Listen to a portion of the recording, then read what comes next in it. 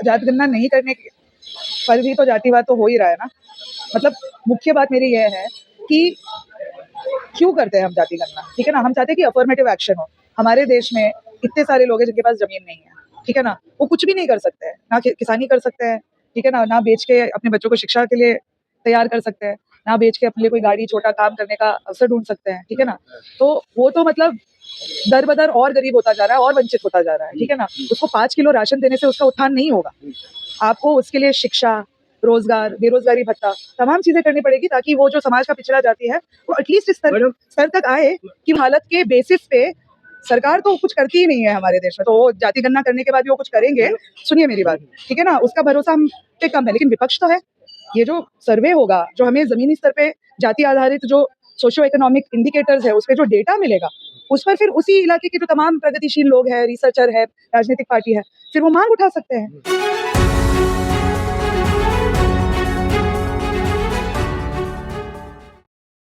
ये जात गणना हो रहा है, इसके पहले जात गणना नहीं हो रहा था, चाहे कांग्रेस हो, बीजेपी के हो, कोई भी सरकार रहे, जात गणना नहीं। लेकिन मोदी सरकार ने ये इसका ऐलान किया जात गणना होगा। इस जात गणना से किसका नुकसान होगा, किसका फायदा होगा, हमारे साथ मैडम है, इनसे जानूंगा इनका परिचय क्या है, इनका क्या सोच है।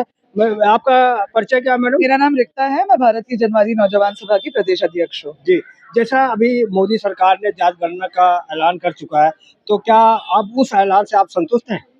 देखिए, अभी तो ऐलान किया है, ठीक है ना। हाँ। सेंसस कब होगा, हाँ। उसका अभी भी डेट निर्धारित नहीं है, करेक्ट। हाँ। तो हम कह रहे हैं कि कितने सालों से सेंसस नहीं हुआ है, हाँ।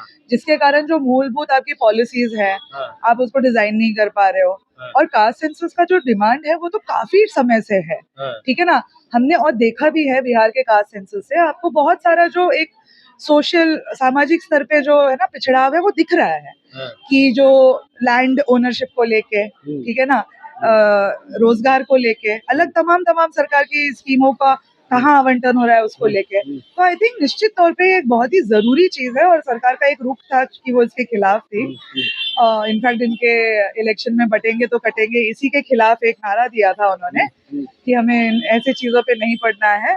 तो ये ऐलान बहुत ठीक है, लेकिन देखिए अभी अम्बेडकर जयंती निकला है अभी कुछ हफ्तों पहले, राइट। देखिए ये गणना करना तो बहुत जरूरी है क्योंकि हमें हमारा जो एक सामाजिक जो एक डिवीजन है उसके हिसाब से लोगों के पास क्या संसाधन है क्या नहीं है उसका पता होना बहुत जरूरी है कि उसी के आधार पे आप शिक्षा, रोजगार, सामाजिक सुरक्षा, किसी भी सरकारी स्कीम या वेलफेयर का आप डिजाइन कर पाएंगे, ठीक है। डीवाईएफआई जो नौजवान संगठन है हमारी तो हमेशा यही मांग रही है कि अभी जो रोजगार की जो स्थिति है युवाओं के बीच में, खासकर दिल्ली में आपने देखा था कि 2020-23 में 42% युवा जो थे बेरोजगार थे 20 से 24 के उम्र में। और हम हर साल दिल्ली का जो बजट देखते हैं उसमें SC/ST का जो एक सब कमीशन प्लान होता है वो कम्प्लीटली अंडर यूटिलाइज्ड है। आज हम आवाज के मुद्दे पे यहाँ पे बात कर रहे थे, ये लोग BPL परिवार से है और इनमें से कुछ पिछड़े जाति से भी है, ठीक है ना। अब ये नहीं दे पाएंगे 1,50,000 रुपए। कहाँ है BPL परिवार के लिए, दलितों के लिए हाउसिंग के स्कीम्स? वो तभी बना पाएंगे ना जब हमारे पास ये ठोस आंकड़े होंगे। मैडम सवाल मेरा ये है हाँ। कि अभी मोदी सरकार ने ऐलान कर दिया कि जात गणना होगा, लेकिन इसके पहले जब विपक्ष मांग कर रहा था जात गणना कराना है तो यही सरकार कहती थी कि इससे जातवाद बढ़ेगा, जात फैलेगा। तो क्या अब जो सरकार करा रही है इसमें जातवाद, भेदभाव, ये पाखंड जो उनका सवाल वो नहीं हो आएगा? जैसे विपक्ष मांग कर रहा तो करे जातवाद फैलेगा, इनके कहने से जातवाद नहीं फैलेगा। देखिए हमारा तो मानना ये है कि जातिवाद इसीलिए फैलता है क्योंकि जो पिछड़े जाति है, अल्पसंख्यक है, उनके लिए हम जो न्यूनतम जो सोशल वेलफेयर नहीं कर पा रहे हैं, तभी तो उनका जीने का स्तर नहीं बढ़ रहा है ना। तो ये जाति गणना ना करने से इनकी जो स्थिति है, परिस्थिति है, उसका मूल्यांकन ना करने से जातिवाद और बढ़ेगा, जो विभिन्न जातियों के बीच में जो दायरा है वो और फैलेगा। और देखिए अगर हमें एक आधुनिक समाज बनाना है, ठीक है ना, तो आपको तो एन्यूमरेशन तो करना पड़ेगा, गिनती तो करनी पड़ेगी। उनकी जो प्रेजेंट सिचुएशन है, वर्तमान परिस्थिति है, उसको तो मेजर करना पड़ेगा। उसके बावजूद अगर हम, जैसे हमारा संगठन कहता है सबके लिए शिक्षा, सबके लिए रोजगार, क्या दिल्ली में SC/ST बच्चों के फीस बढ़े? बिल्कुल बढ़े हैं, है ना। क्या वो शिक्षा से वंचित होंगे?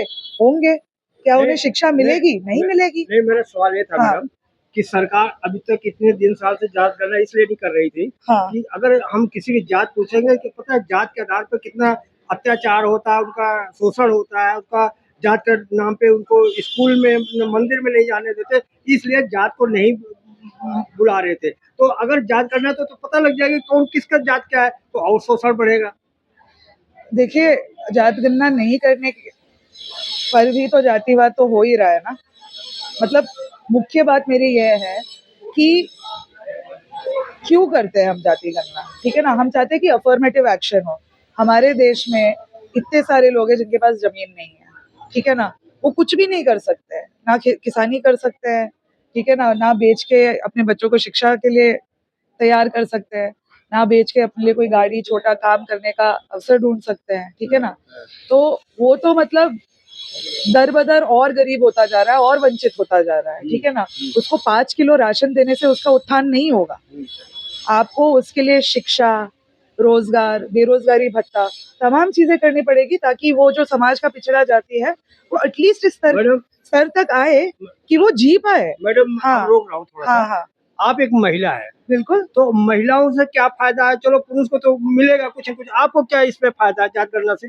जात गणना से क्या फायदा है? हाँ। क्यों, महिलाएं क्या छोटी जाति की नहीं होती है क्या? देखिए, अभी ऐलान किया था ना कि महिलाओं को भत्ता देंगे, तो बहुत सारे लोगों ने विरोध किया था, ठीक है ना। हम एक युवा संगठन होने के नाते हम ये समझते हैं कि महिलाओं में रोजगार की जो परिस्थिति है और भी खराब है ना। तो हमारा तो डिमांड ये था कि सिर्फ महिलाओं को क्यों दे रहे हो, सारे बेरोजगार युवाओं को दो, एम्प्लॉयमेंट एक्सचेंज में उनको रजिस्टर करो। क्योंकि देखिए, घर में किसी एक भी इंसान को अगर कोई भत्ता मिलता है तो वो परिवार को ही जाता है, ठीक है ना।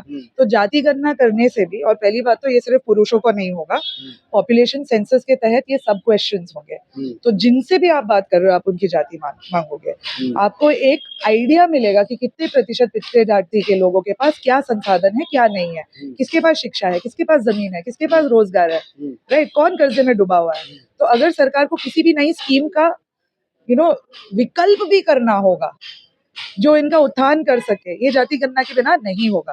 और बीजेपी सरकार जो बोल रही है ना कि जाति गणना करने से जातिवाद पैदा होगा, वो तो अभी भी है।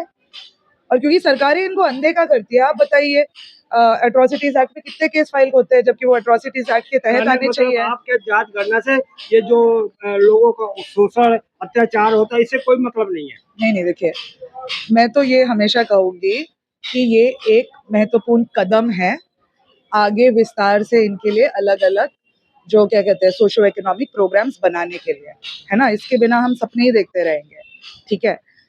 अभी जैसे सरकार ने ई श्रम कार्ड बनाया है, उसमें कुछ मिलता नहीं है, कुछ भी नहीं मिलता है, वो तो नाम का कार्ड है। आयुष्मान कार्ड, ई श्रम कार्ड मजदूरों के लिए, असंगठित क्षेत्र के मजदूरों के लिए ई श्रम कार्ड बनाया है, श्रम कार्ड। हाँ, उसका एक्चुअली कोई फायदा नहीं है, लेकिन सरकार को आंकड़े मिल रहे हैं कि दिल्ली में कितने असंगठित क्षेत्र के मजदूर है, कौन से कैटेगरी में, ताकि वो फिर उनको पता चल गया कि भाई 32 लाख में से 6 लाख तो घरेलू कामगार है, जाहिर सी बात है कि वो छोटे जात के ही होंगे। तो अगर कोई सरकारी स्कीम बनानी है उनको डोमेस्टिक वर्कर्स के लिए, उनको पता चल जाएगा कि कितने लोग हैं, और अगर हम स्कीम अनाउंस करते हैं तो और इसमें 20-30% ऐड हो जाएगा, फिर हमें कितना बजट बनाना पड़ेगा। तो एन्यूमरेशन जो होता है, जो गिनती होती है, वो तो पहला कदम होता है। गिनती होने से थोड़ी जातिवाद खत्म हो जाएगा, गिनती होने से थोड़ी जातिवाद फैलेगा। गिनती होने से हमें जमीनी हालत पता चलेगी, और उस जमीनी हालत के बेसिस पे सरकार तो कुछ करती ही नहीं है हमारे देश में। तो वो जाति गणना करने के बाद भी वो कुछ करेंगे, सुनिए मेरी बात, ठीक है ना, उसका भरोसा हम पे कम है। लेकिन विपक्ष तो है, ये जो सर्वे होगा, जो हमें जमीनी स्तर पे जाति आधारित जो सोशियो इकोनॉमिक इंडिकेटर्स है उस पे जो डेटा मिलेगा, उस पर फिर उसी इलाके के जो तमाम प्रगतिशील लोग हैं, रिसर्चर है, राजनीतिक पार्टी है, फिर वो मांग उठा सकते हैं। और देखिए, दिल्ली में आपको ये थोड़ा अध्ययन करना चाहिए, एक SC/ST सब कमीशन प्लान है जिसका इस्तेमाल आप यूज कर सकते हैं पिछड़े जाति की जो वेलफेयर पॉलिसीज है उसके लिए, चाहे वो शिक्षा हो, कॉलेज हो, ठीक है ना, आवास हो, वो अनयूटिलाइज्ड रहते हैं। गवर्नमेंट डिपार्टमेंट्स के पास जाएंगे, वो बोलेंगे सर हमको तो पता ही नहीं है कि कितने लोगों को जरूरत है ना। तो ये एक पहला कदम है, ऐसे मान के चलिए। एक सवाल मेरा ये मेरा लास्ट क्वेश्चन है, इसके बाद मुझे जानना होगा। मैं ये कर रहा था कि ये जाति गणना से किसको नुकसान होगा, किसको फायदा होगा? देखिए, किसी को नुकसान नहीं होगा, ठीक है। ये आप लिख के रख लीजिए। ये जो अफवाहें फैलाई जाती है ना कि ये ना एक गलत एक आइडिया दिया जाता है कि हमारे पास है ना बहुत लिमिटेड रिसोर्सेज है और इतने सारे लोग हैं, ठीक है ना।